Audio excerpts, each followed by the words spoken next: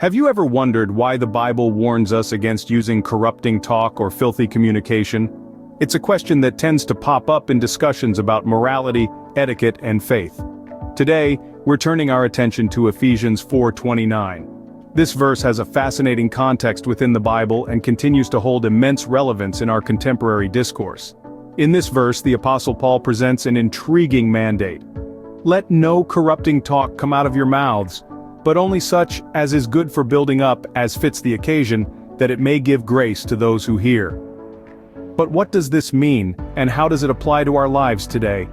In this video, we'll traverse the realms of biblical teachings, historical context, and modern interpretations. We'll discuss what exactly corrupting talk refers to, the power of positive communication, and the contemporary relevance of Ephesians 4:29. So, let's dive into the depth of Ephesians 4:29 together and explore its meaning. What exactly does the Bible mean when it speaks of corrupting talk? Let's delve into this. The phrase corrupting talk comes from the Greek word sapros, which means rotten or decaying. It's the same term used to describe spoiled fruit. So when we think of corrupting talk, we can imagine words that are rotten or harmful, the kind that spoils the atmosphere or leaves a bitter taste. But how does this corrupting talk manifest in our daily lives? Well, it could be gossip or slander, spreading rumors or lies about others. It could be harsh or abusive language, belittling or bullying. It could be deceptive or manipulative speech, twisting words to mislead or control.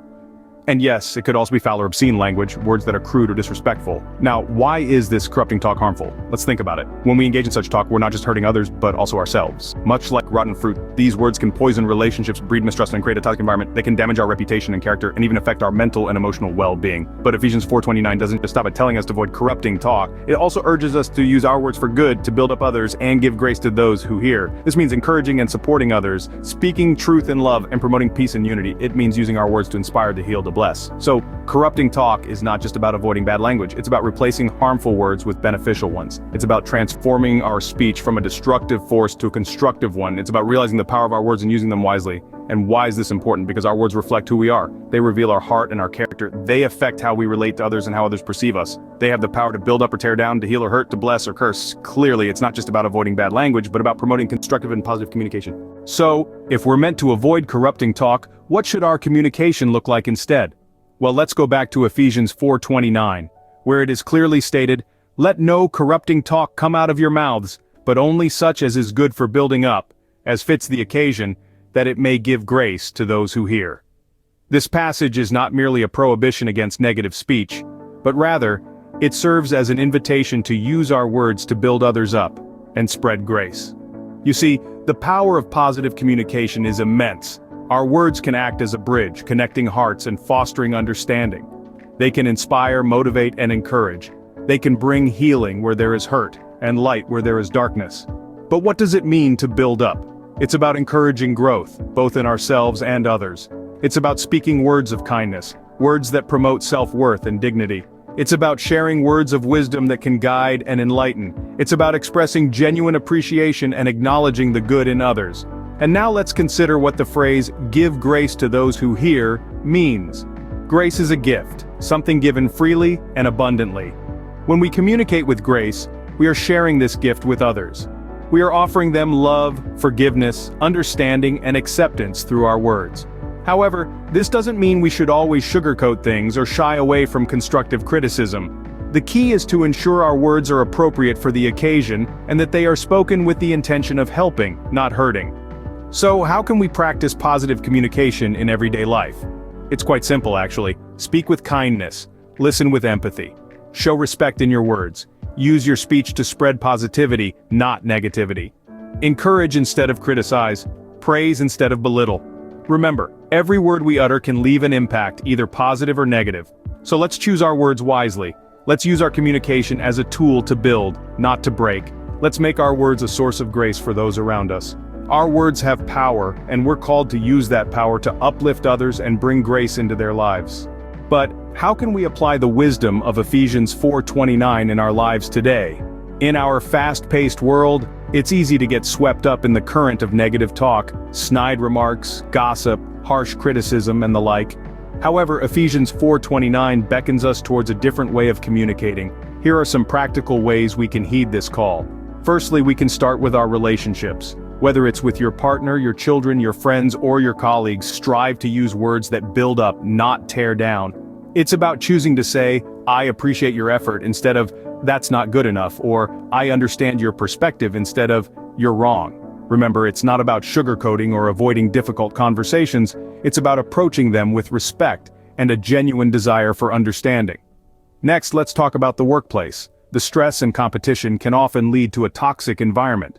But imagine how much better it would be if we all tried to follow Ephesians 4:29, giving constructive feedback, acknowledging others' work, and promoting a culture of positivity and respect can truly transform a workplace. And what about social media? It's no secret that these platforms can be breeding grounds for negativity, yet they also hold the potential for good. So instead of engaging in online battles, let's use our digital voices to share stories of hope, to support causes we believe in, and to encourage one another. After all, a single kind word can brighten someone's day more than you'd think. In all these areas, it's vital to remember that our words carry weight. They have the power to build or destroy, to heal or hurt. So, let's aim to use them wisely, just as Ephesians 4:29 instructs us. With conscious effort and practice, we can make our communication a source of grace and upliftment. Remember, the journey to positive communication isn't about perfection, it's about progress. And with each small step we take, we're not just improving ourselves, we're also making the world a little bit kinder, a little bit brighter. Isn't that something worth striving for? In conclusion, Ephesians 4:29 calls us to a higher standard of communication. This scripture is a beacon, a guiding light towards a path where every word we utter can be a tool for building up, rather than tearing down. It's a reminder that the power of our words is not merely in what we say, but also in how we say it, and the intent with which it is delivered. Today we explored the intriguing concept of corrupting talk and its far-reaching implications. We delved into the essence of this term, peeling back the layers to reveal its true meaning. It's not just about avoiding foul or offensive language, it's about refraining from any form of communication that does not contribute positively to those around us. We also highlighted the immense power of positive communication. Remember, our words have the potential to influence, to inspire, and to instill hope. They can be a source of comfort in times of distress, a beacon of encouragement in moments of doubt, and a catalyst for change when needed the most. In the context of our modern day, Ephesians 4:29 is not just a verse from an ancient text, but a timeless principle that is as relevant today as it was over 2,000 years ago. In a world where negativity can often dominate our news feeds and conversations, this verse challenges us to rise above, to be the bearers of positivity and grace.